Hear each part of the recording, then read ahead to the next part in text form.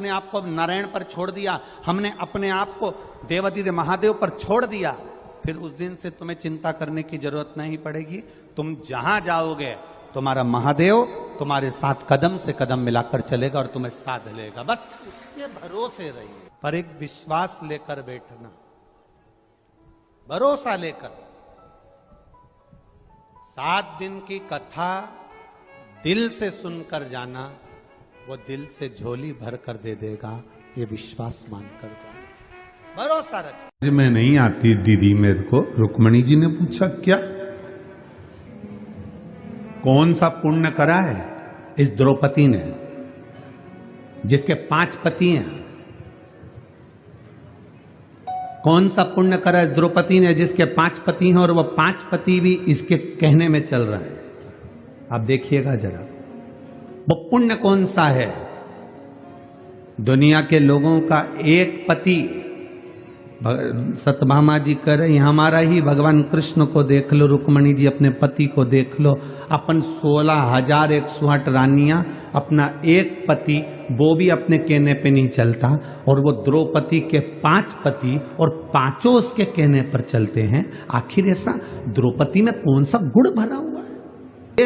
इसका शीश काट दो, वो शीश काट दो, इसके मस्तक की मणि निकाल रहा, वो मणि निकाल रहा है, और हमारा पति कहने में नहीं चलता। और ये द्रौपदी के 5 पति होने के बाद भी द्रौपदी के कहने पर चलते हैं। आखिर द्रौपदी के ऐसा क्या पुण्य करा था? द्रौपदी के पास में ऐसा क्या है? द्रौपदी के पास में ऐसा क्या बूटी है, कौन सी जड़ी है, कौन सी ऐसी भभूति है जो द्रौपदी फेंक देती है और 5 पति उसका कहना मानते? ऐसी कई माताएं जो ना जाने कितनी कितनी जगह पर जाकर कहती होंगी हमारा पति हमारी सुनता नहीं है, गुरु जी कोई ऐसा उपाय बता दो ना कि हमारा पति सुन ले। गुरु जी की लुगाई से पूछ लो उनका सुनता है क्या? पहले जो तुम गुरु जी के पास गई हो ना पूछने के लिए कि हमारा पति हमारी नहीं सुनता, तो गुरु जी की लुगाई से भी पूछो देता है। अब जरा विचार तो करो, आप कहाँ भभूति के चक्कर में पड़े हो, कहाँ दिखावे के चक्कर में पड़े हो, किस दिखावे की तुम बात करते हो? कोई तन दुखी, कोई मन दुखी, कोई धन बिन रहत उदास, तुलसी या संसार में सुखी राम का दास। इस संसार में सब दुखी हैं, केवल सुख तो एक कोई है जो भगवान की भक्ति में लगा हुआ है, भजन में रमा हुआ है, वो दुनिया का सबसे सुखी और सेठ व्यक्ति है। बाकी के सब का हम वर्णन क्या करें कि वो आप भी जानते हो कि सुख कहाँ। सत्यभामा जी के मन में भाव आ गया, सत्यभामा जी के हृदय में ये भाव आया कि जरा मैं द्रौपदी से पूछूंगी कि तेरे पास कौन सी जड़ी बूटी है, तेरे पास में कौन सी भभूति है, तेरे पास में ऐसा क्या है जो तेरे 5 पति तेरे कहने पर चलते हैं। जी द्रौपदी के पास गई और द्रौपदी से जाकर पूछा, द्रौपदी हमारा एक पति भगवान कृष्ण हमारे कहने पर नहीं चलते, तेरे 5 पति तेरे कहने पर चलते हैं, उसका कारण क्या है, क्या कारण है तेरा? तब द्रौपदी ने कहा, मैं तो ये नहीं जानती कि मेरे पति कहने में चलते कि नहीं चलते, पर इतना जरूर है जब मैं विवाह कर कर पहली बार आई और शादी कर कर मैं पहली बार आई और मेरी सास ने मेरे पतियों से कह दिया, पतियों ने कहा माँ देखो हम क्या लाए हैं, और माँ ने कह दिया कि 5 बांट लो। माँ का आदेश है कि आपको बांटा जाए 5 के बीच में। द्रौपदी कहती है अगर आपकी माँ का आदेश है तो वो माँ केवल आपकी नहीं, मैं शादी कर कर आपके घर आ गई हूं तो वो माँ मेरी भी है, उसका आदेश मानना मेरा भी काम है। इनकी माता का सम्मान करा। जो नारी अपने पति की माता का सम्मान करती है, अपनी सास का सम्मान करती है, ससुर का सम्मान करती है, आदर के शब्द बोलती है, सत्कार के शब्द बोलती है, घर में बुजुर्गों से इज्जत से बोला जाता है, सम्मान से बोला जाता है। अगर नारी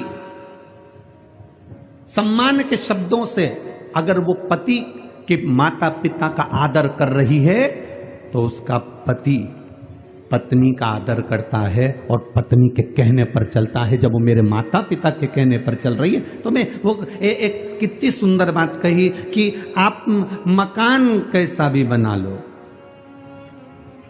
मकान कैसा भी बना लो, मकान का नक्शा किसी से भी बनवा लो, मकान का वास्तु किसी को भी बताओ, मकान का वास्तु पूजन किसी से भी कराओ, मकान की पूजन किसी से भी कराओ,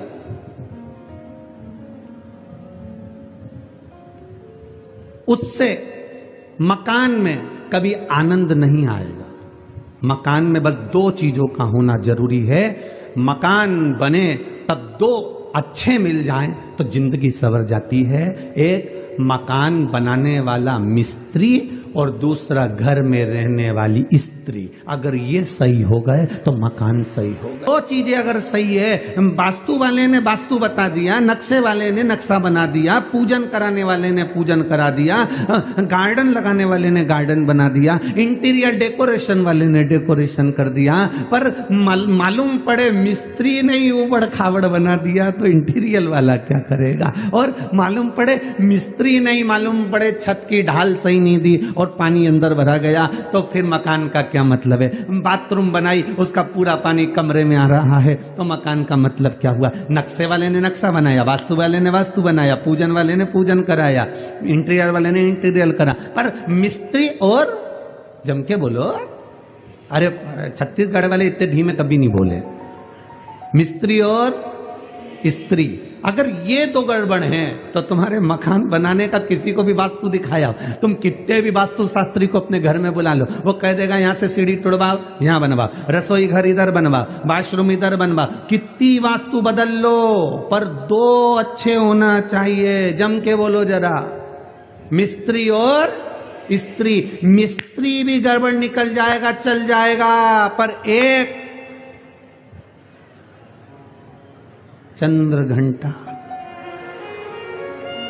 कुष्मांडा, स्कंदा अगर अच्छी निकल जाए तो टपरे में भी रह लेती है, और अगर चंद्र घंटा गड़बड़ निकल जाए तो टपरे भी बिकवा देती है। स्त्री और मिस्त्री आपके कहने अनुसार चलती है, आपके बताए अनुसार, और भले नहीं चले आपके कहे अनुसार, पर आपके घर में रहे तो प्रेम से रहे। जब आप पहुंचो घर, उसके चेहरे पर प्रसन्नता होना चाहिए। जब आप घर पहुंचो, उसके चेहरे पर स्माइल होना चाहिए। जब आप घर पहुंचो, पानी का गिलास आपको दे दे। आप घर पहुंचो, बना हुआ भोजन आपको मिल जाए। आप घर पहुंचो, आपके बच्चों को संभाल रही हो, माता पिता को संभाल रही हो, आपके घर में पहुंचने का मन करे।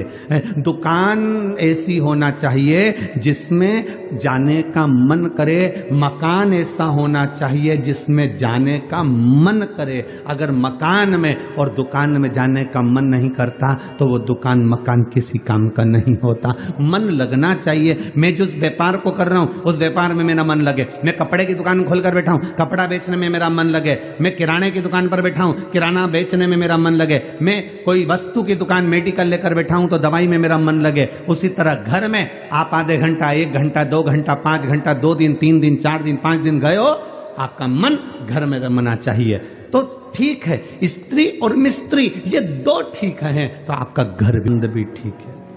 बनाओ आप मकान का नक्शा, किसी से बनवाना हो तो हमें कोई दिक्कत नहीं है।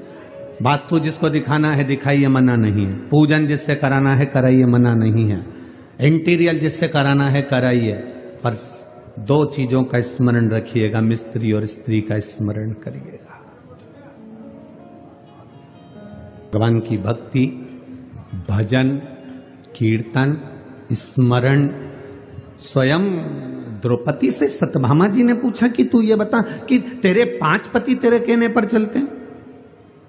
जो माताएं दूसरों के पास जाकर कहती हैं बाबा जी ऐसा बता दो कि हमारा पति हमारे अनुकूल चले, उन माताओं से निवेदन है कहीं मत जाना।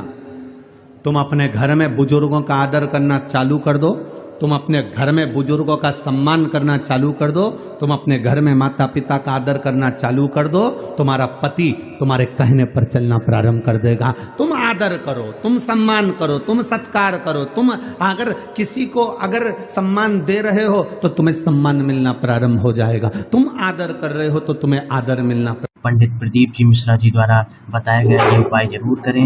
ये उपाय आपके जीवन में धन, वैभव और संपदा के लिए है। दरवेजे का ये उपाय आप जरूर करें।